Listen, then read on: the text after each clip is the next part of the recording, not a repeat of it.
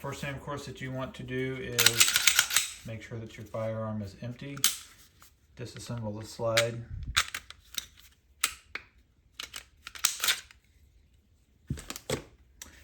So on SIG's pistols, as you know, you can just pop down your takedown lever, pull the pin all the way out, and the fire control unit just lifts out of the gun. This one does require just a little bit more work than that, so we'll go over it here real quick. So first thing we're going to do is take out the pins. You want to take them out from the right side of the gun. So we're going to pop both these pins out here.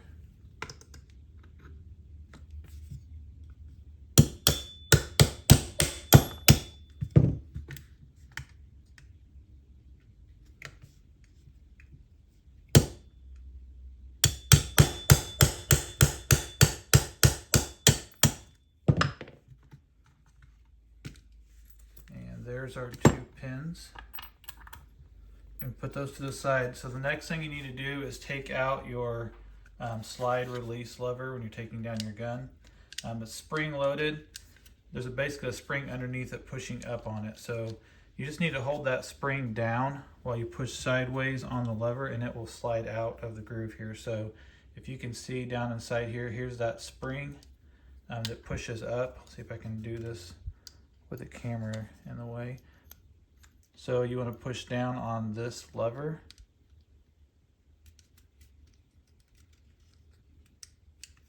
And once you get it loose like that, you can start working it from either side. So you can see it's coming out. Pull it the rest of the way out. And that's all you need to do to at least get your fire control unit out. So we'll have to install a couple of springs on the new grip module.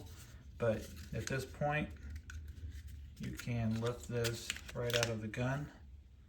And so of course, this is the actual firearm. Same thing SIG had done with theirs. The fire control unit is what they consider the actual gun. So this is just a plastic grip module that can be swapped out. And of course, we're swapping it out for the black. So you can see when you take that out, there are still two small springs in here. Of course, this spring is what's pushing up on your takedown lever. There's another spring right here in front. We're gonna have to install those on the new one. You can't take them out of here. I'm gonna leave it just so they stay together. When you buy this, Magpul does send the springs that you need to put in here. So, and you want this to go in like this. Your forks are going to be facing the back of the gun, and they just go down inside the grooves on here. It should look like this when it's in. And then you're going to take your spring bar, and the taller part that sticks down is going to fit down inside this groove, just like that. With those two springs in now, we can put our fire control unit back inside the grip module. I'm going to guess this one is going to be a lot more stiff than the other one, but it didn't go in too bad. So, and at this point, we're ready to put the takedown bar back into the grip module. So remember, it goes on top of this spring bar that sits right here. So again, I try to use the punch. I think that's been the easiest way for me to get this thing started.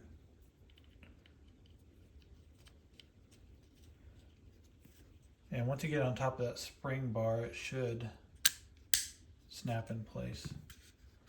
So just double check and make sure it's working right and has pressure on it.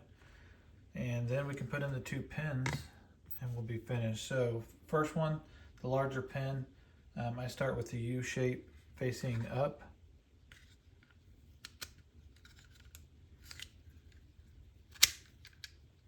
And it helps with me to rotate it just a little bit. Once it's lined up, you may have to tap it, but I've been able to get this one in just by pushing it. This pin here can be difficult sometimes to get in.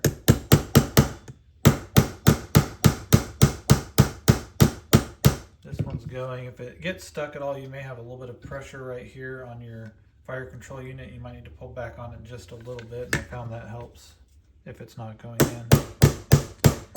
And again, because I'm using a metal hammer, I don't want to just smack the end of my gun. So I'll use a punch to put it in the rest of the way. You want this pin to be even on both sides.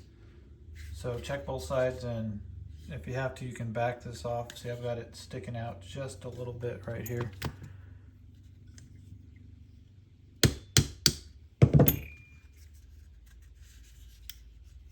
So once these are in, we can put the slide back on the gun.